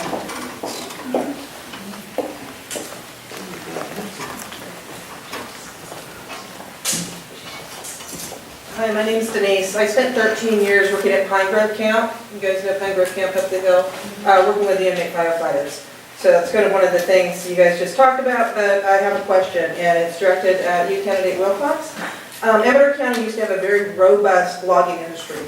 Earlier you had stated that you would try and address this problem of our fires by asking FEMA and the federal government for more money for wildland fires. How is that a better solution than easing maybe EPA guidelines and allowing our logging industry to flourish again? Well, I think that we do need to improve our logging industry's access to forests. I think that there are ways that we can do that while still protecting our environment. What Tom McClintock wants to do is he wants to just slash environmental regulations. There's a lot of gray in between where we are now and where he would take us. There's a lot of room for us to protect our environment while still making sure that we can have a strong, viable logging industry. We need the logging companies to do some things to make sure that they're cleaning up behind them, to make sure that they're not leaving the fuel on the ground that so often happens in that industry when we don't have the right regulations in place to govern what they are doing and how they are doing it. We need to make sure that they're approaching their selection and their designation of areas to be logged in a way that still preserves land for the rest of us and still makes sure that we're not just cutting out wide swaths of land, but the two can coexist, and I think they must. Regina, comment? Yeah, so I actually wanted to start with a question. Does anybody here have dead trees on their property? Yep, I see a lot of nods, a lot of hands up in the air. So I think that there is actually a good solution here for some of our loggers and sawmill operators. We have millions of dead trees that need to be addressed. They're a fire risk. They're drying out and becoming kindling near our homes, in some of our exurban neighborhoods, and in our forests. We've got loggers and sawmill operators with exactly the skills that we need to address that problem. And landowners and homeowners who can't afford to get some of these dead trees off their property. That fuel endangers us all in the long run. You know, the federal government, through FEMA or other assistance, is going to pay in the end if there is a catastrophic fire here. It makes more sense to invest a fraction of that money up front, try to put some of those folks back to work, addressing the tree mortality crisis, and that way we can both boost the local economy and reduce the fire risk here. Jessica, do you have a comment? Yeah, my cousin has a micro mill up on our land in Gold Run, and he's been selectively logging the trees for the last 20 years or so, and our family's been selectively logging for about 100 years, and so our forest is really healthy. And what's challenging is that, right now out here we have Sierra Pacific that tends to own, both the timber and the mills, and there's not this huge market demand for the pine that we can produce, whether it's particle board or pencils or chipwood. And so we have to figure out a way to revitalize the pine, the market for the trees that we have, particularly the beetle kill trees right now, to get them out of the neighborhoods. And so I'm looking at ways to be able to overcome that hurdle of capital so that more people can invest in micromills and start milling out our neighborhoods. And there's a demand market right now for alpine blue, the blue stained beetle kill furniture that we can market as a high-end product. And so there are market solutions for this. Another market solution I heard with the forest, we will talk in depth about fire prevention, and it's one of my top priorities, and we're on it. Yeah.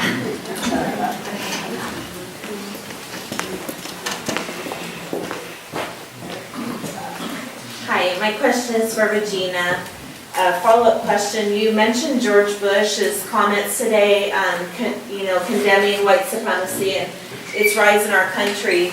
We all know that the election of Trump emboldened the white supremacists across our country. And neo-Nazis are marching in the streets. People are doing a very good job of opposing them.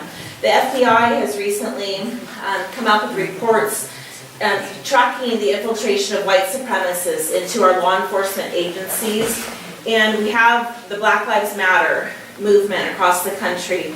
What are your proposals for dealing with racism in our criminal justice system? And I believe that is something that impacts all of us because of our state and federal budget, even though it may not be such a hard issue for us in this area. Yeah, thank you very much. I absolutely agree. We're in a moment that I never thought I'd see in our country. Even in Roseville, there's been racist graffiti in our public schools. We have language being used in public that, it just tears at my heart. So that said, I've always been very committed to equal rights and to fighting for equal rights and to recognizing systemic racism where it exists, especially in our law enforcement system.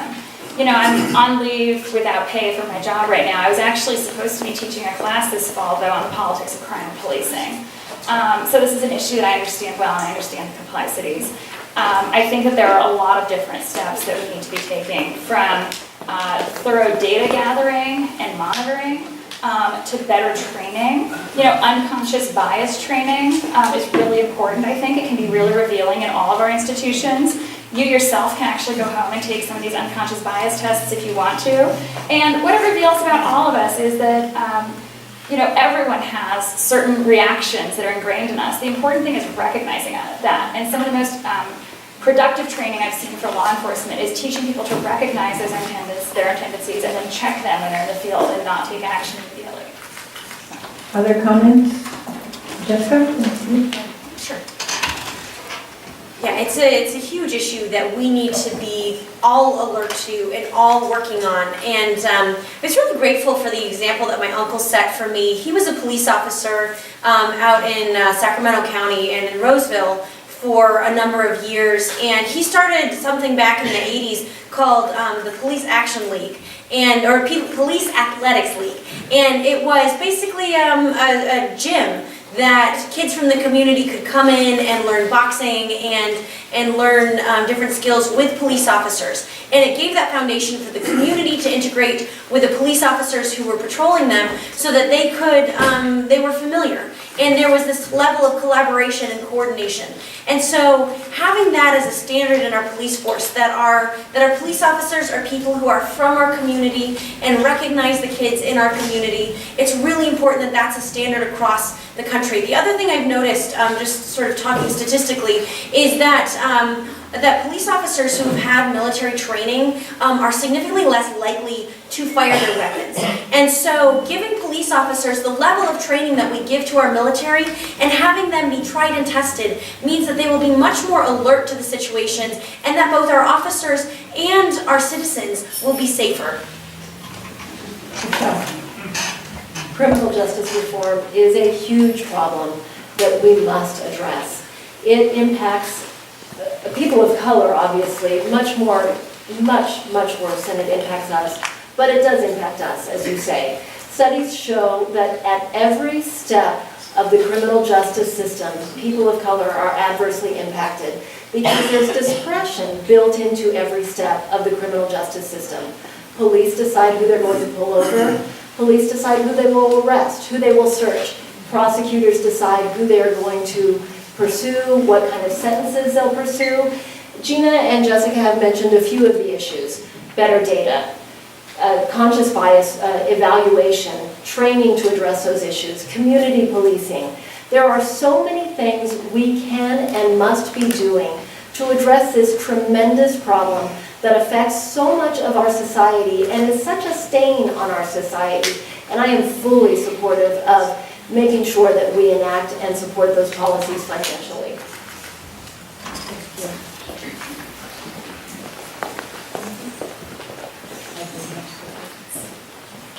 Okay, now one of the reasons why, so this is directed to Jessica primarily, but I'd like to hear from the other candidates as well. One of the reasons why I would never be running for office is because of my online record and how it would be used against me. And so I feel I can sympathize with candidates in that way. At the same time, the online record in this day and age of all of us is such a treasure trove of information about our values over time and what we've stood for over time. And so I am familiar with your blog, the Following Her Footlights, and I've read the Living the Keynesian Dream. And I wonder if you can help me, because in that piece you talk about your alignment with Milton Friedman, who I understand to be an economist who, for instance, doesn't believe in unions or minimum wage laws. And so I wonder if you can help reconcile that. And for the other two of you, I'm nearly out of time, but can you speak to something that you've written as a professor that, maybe a vulnerability or maybe an opinion that, in a case that you were a part of that could potentially be found and come to bite you, Rochelle? Sure. First, thank you for reading my blog. That's so sweet. This was me documenting my adventures with following in my great-great-grandmother's footsteps and that journey of experience of kind of healing of grief with my mom. And so I think you're my 10th reader. And I did. I wrote a very sweet, lighthearted article called "Living the Keynesian Dream," and I did a shout-out joke to my economics professor in undergrad. I studied economics as an undergraduate student, and he was very libertarian, and so loved von Hayek and von Mises and Milton Friedman.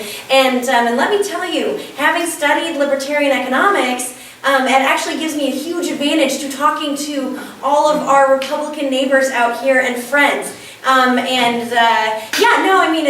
If you didn't quite get the joke, but it's, because the Keynesian is kind of the opposite. It was, I'm obviously, very strong for single payer and believe that we need to, that the government needs to step in when there are market failures. And actually in classical, well, we don't have a time for an economics lesson, but yeah, single payer healthcare, I feel like that should clear it up pretty easily. So, thanks. So I have, as I mentioned, I'm a First Amendment and media lawyer, and one of the things I've done is I've fought against police unions. We fought for access to information about police officers in 2 California Supreme Court cases and 1 California Court of Appeal case. And I expect to hear about that because obviously I am strongly supportive of the police. They do a tremendously difficult job that we all must value because it is so hard. But there's also information that we need about our police to make sure that we can hold them accountable. In the first case, it was just the names of police officers. In the second case, it was the names of police officers who shot citizens. And then in a recent case in the California Court of Appeal, it was access to a report by the city of Pasadena analyzing the shooting of an unarmed black teenager. I'm sure that I will hear about that because conservatives tend to see things in black and white. And my response will be, there's a lot of gray. In every job, in every profession, there are some people that shouldn't be there, and we need information to make sure that we can hold those people accountable. All right, thank you. So as I mentioned before, the substance of the research that I've done as an academic and a professor really looks at the consequences of violence for ordinary people's lives.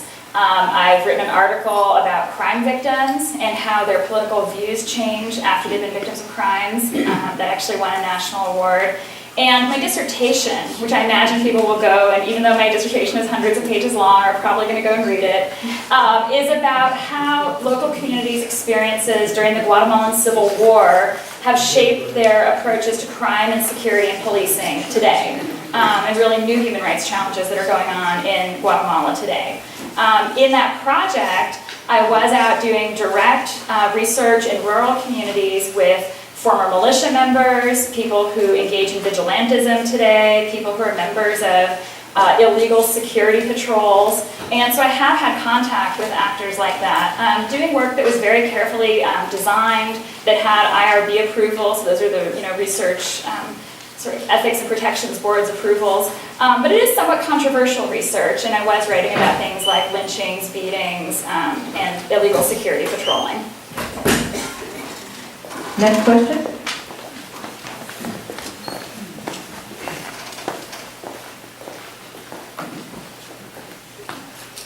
My name is Joe May. My question is really for the whole panel. I want to lead in by saying I haven't seen so much energy from people in political, coming out at grassroots since the early 70s, and then of course when Obama started giving us all that hope. But it concerns me because of all the energy that we're seeing. And what does concern me is that we have now 3 people right here running. Let me back up a little bit. But I think most people here, the whole reason this is happening is to vote out McClintock. And my concern is there's 4, now I think 5 people on progressives or democratic people running to vote Clintock out. And my concern is that we're going to... Excuse me, could you get to your question, please? I think we're diluting by having so many candidates run against one person or maybe two person, and I'm afraid that we may lose the whole thing by diluting our energies towards so many candidates. I think you're asking a very legitimate question, and I think all of these ladies would like to explain the pre-endorsement and the endorsement process. So, who wants to go first? Go ahead. All right. So I actually think it's a great thing to have an abundance of riches, right? You know, in the past, maybe you've had to really knock on doors and beg people to run. Now you've got a choice, and that's how it should be in a thriving democracy. You know, I like to say that we're like archers, and we can all be lined up in parallel with each other. We've got one target, and that's Tom McClintock. We've got our bows and arrows, and you should be evaluating us. You should be seeing what tools do we bring to the table, what training and preparation, who's going to be the most effective at hitting the target, right? We don't need to turn our bows and arrows on each other, but you can still have a process of comparative evaluation. That's what's going on right now. I'll tell you my personal plan of how I'd like to actually beat McClintock in this district. I'm trying hard to become the endorsed candidate of the Democratic Party. That's possible either through the pre-endorsement conference in January or through the state conventions process later in February. And I would like to be the only Democrat who goes on the ballot in June.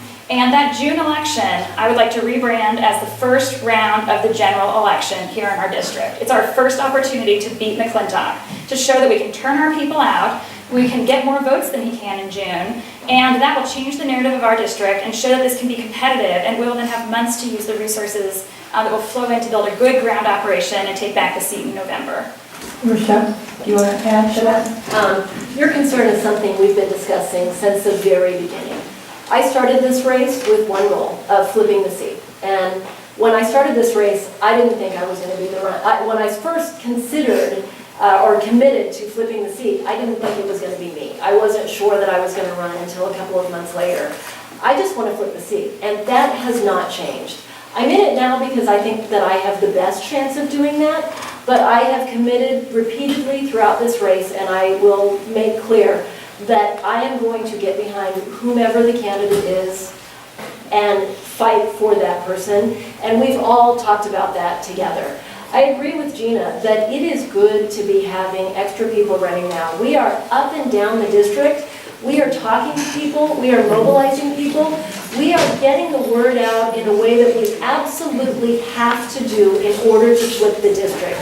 And through things like this, through forums like this, we're going through a really challenging vetting process that will make us the candidates that we need to beat Tom. Jessica? I mean, really, I am deeply honored to be up here with such incredible, lovely, strong women who are capable leaders. And it is an honor for all of us to be standing up here representing our community. And, you know, it is going to take all of us running faster and harder and sharpening so that we can be the most effective against Tom McClintock, and I think that's already happening. I was really grateful that, you know, frankly, because of the competition, I really focused in. I did a listening tour first to make sure that I understood the issues of our community so that I could speak to them. Then I focused really significantly on fundraising because Tom McClintock always raises between $1 and $1.5 million, and typically our Democrats raise between $50,000 and $100,000, which is not enough resources to get the message out or build a strong campaign. So I'm delighted to announce that I raised $268,000 this quarter and outraised Tom McClintock. And so we are actually, and then if you compare cash on hand, I have $250,000 in the bank ready to build this strong campaign, and he only has $350,000. Which is ridiculous. It's so shocking that we made the LA Times and Politico and several national newspapers because people were so shocked that out of this district we're actually able to compete and take him out. We're on the map. So I think, are you going to, Rebecca, you have a question? This will be the last question then, and then we're going to move on to the closing. where the candidates will again do a short elevator speech. Hi, this subject hasn't come up before, and it's something that bothers me a lot, and it's bothered me for a long time. Clearly, I did not expect to start having a shaky voice about it, but there's a lot of emotion over all of the years of attacks against women and LGBTQ. And I want to know how you're going to fight so that women don't have to drive thousands of miles for Planned Parenthood health care, so that LGBTQ can have the same rights as the rest of us. I'll just let you take it. To whom did you want to direct the question? I want to hear from each one. Okay. Thank you. Good plan. I fundamentally, completely agree with you that the issues that you've raised are critical to you, to me, to everybody in this room. I have, since I was a child, known without question that LGBTQ rights are absolutely, that people are entitled to love who they love, that the government does not get to tell people who they can love, who they can marry, that the government does not get to intervene in people's lives in that way. I am absolutely committed to protecting those rights in every way, in everything that I can do. It is not the government's place to dictate to you or to dictate to anybody else who they can be in a relationship with. Women's rights also are fundamental. I've talked to a lot of my conservative friends about Planned Parenthood and about the good that it does, about the things that it does that I needed when I was a young adult. I certainly used Planned Parenthood. I am so sorry about that thing. It just keeps moving around. I, like many other women, went to Planned Parenthood for services when I was a young adult, and I understand the role that they play in our country and the need that we have for them to protect people's lives. Who's next? How do we protect women's health? We get women in Congress. You know, currently Congress is only 20% women. And I marched in the Women's March with a sign that said, "Don't just march, run." Because it's time for us to step up and fight, because only women really understand what that means and what we need. And, you know, having sort of researched my great-great-grandmother's life and immersed myself in the world of sort of early LGBTQ rights, or lack thereof, I saw a world where those rights weren't established, weren't protected, and where they were isolated to essentially self-driven colonies, where people had to be separated. And so I am going to fight so that none of these rights, these human rights, get repealed, stepped on, or pushed back. We do not need to give an inch, because this is a human rights issue that I will fight for. And finally, on women's health, I was really pleased to see that in our district, polling actually demonstrates that Planned Parenthood has over a 50% approval rating in our district. That means that congressional members, it's okay to stand up and talk about having access to quality health care and preventative care for women, because that's a priority that all of our neighbors agree with on us. And so I will fight for you. Gina. All right, thank you. So I think that having a strong community starts with protecting all of our rights. On LGBTQ issues, I'll say that the very first fight for rights that I was really involved in was opposing Prop 22. And that was back in year 2000. That was in Placer County, and I actually didn't know a single openly gay person at the time. But I just felt that it was wrong that we were proposing to codify discrimination, and I was willing to stick my neck out there and say that at a time when that view wasn't as mainstream as it is today. So this is a view that I've really held for my entire adult life. Now, in terms of women's issues, you know, actually, we know that when women are healthy, when women can go out and work, women can support their families, that builds a strong community. So I'm committed to equal pay for equal work, supporting the Violence Against Women Act, and those are both things McClintock has voted against, incredibly. He was one of only 9 Republicans to vote against the Republican-authored renewal of the Violence Against Women Act, which is the cornerstone of our nation's policy to combat domestic violence.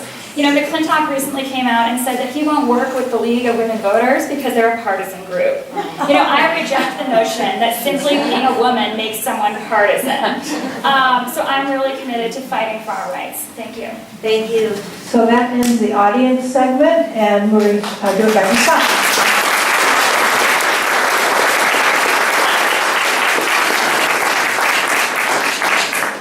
So, ladies, as the conclusion to our program, you will each now give your closing elevator speech, and it is intended to convince prospective voters to work on your campaign, to donate their time and energy toward doing the hard work of phone banking and door knocking, and we'll go in the opposite order with Regina, then Rochelle, and then Jessica.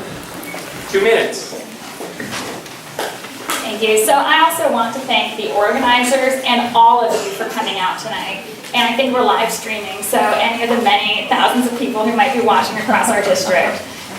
People here are fired up, but we know that it doesn't just take enthusiasm to win back a seat. It takes hard work. And my whole campaign is about hard work. In fact, my whole life has been about hard work. I started out as a softball umpire on the blazing hot fields in Roseville. Then I had jobs when I was in high school. At one point I actually had 3 jobs at the same time, if you can believe that. I really wanted to do an unpaid internship, and to make that work, I had a job in the mornings, working at Noah's Bagels, and a job at night, stocking clothes at the Gap, because it turns out you can do that at midnight, be moving things around. And, you know, that's the same energy and drive and dedication I bring to the campaign. And I'm proud to say that we've got hundreds of people across the district who are also fired up and working hard. Our campaign is up to 216 volunteers at this point. We're organizing into teams. If you are interested in graphic design, in data management, in social media, video production, you know, we need people with all types of skills: writing, editing, accounting. Please email volunteer@batesonforcongress.com. That's BATESON, the number 4, congress.com. And you can join us. We're organizing teams right now. We also have socials periodically, so this is a great way even to meet new people. And you might think politics is contentious. It's only for people who've traditionally been involved or been partisan. Not so. We have volunteers who are no party preference, who are or were Republicans until recently, and we are trying to build bridges across the community to create the kind of grassroots movement that we need to win back this seat and finally have a real voice and real representation in Washington, D.C. Thank you. I'm Regina Bateson. We are at a pivotal moment in our country's history. We are at a time when we have to push back on the wealthy donors who have bought our congressmen and so many congressional representatives and senators across this nation. For 50 years, we have seen this nation change in a way that we have to reverse. For 50 years, all of the wealth in this country has gone to the top 1%, and they want even more. They are demanding that their taxes be cut even further, or they will stop giving to the GOP. And it's time for us to take a stand and put them in a position where they will stop giving to the GOP. We're at a time where if we do not reverse this, we may not be able to reverse this. We may lose our opportunity to turn this around because the Koch brothers have been playing a long, smart game. For 10 years and longer, they have been state by state, legislature by legislature, taking over and injecting their conservative policies across the nation. And they are so close to doing what they want to do, to getting a constitutional convention. That's why it is so good that we are so energized, because now we can stop them. But to do that, it takes people, it takes hard work. I'm committed to putting in that hard work. I'm committed to doing what I have to do to go to Congress and fight for the economic policies, to be in this district and fight for the people of this district, because I know that if you do not have somebody fighting for you, You will not get everything that you should get out of this government. You will not get a government that works for you. So I ask you, go to RochelleWilcox.com and join our fight. Join us in making sure we bring back a government that works for you.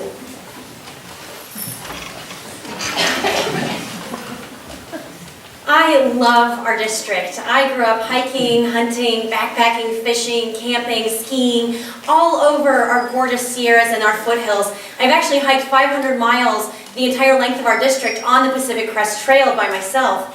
And my family spans the entire socioeconomic spectrum and geographic spectrum of our district. You know, we've got lawyers and loggers and firefighters and police officers, janitors and teachers.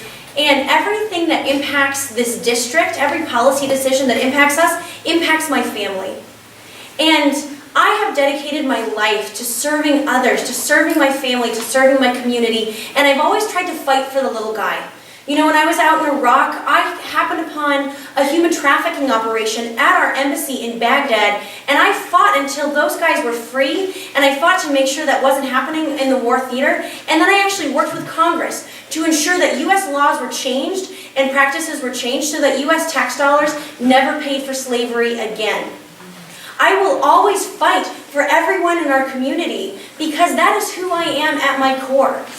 And you know, when people ask what's the difference between me and Tom McClintock, our carpetbagging congressman from Southern California, what I often say is that I have real world experience. Tom McClintock has spent 40 years of his career as a politician just saying no. I know how to find solutions when an obstacle presents itself. I have a track record of fighting for our community and standing up to ensure that we are working in the best interest of our community and our country, not trying to undermine someone else or the other side. So I need your help. I am launching the new Morse code. And the new Morse code is a commitment to standing up and putting partisan games aside, to putting the partisan lines aside and starting to look at putting our community first. So I need your help in joining me and helping to telegraph the new Morse code. Thanks.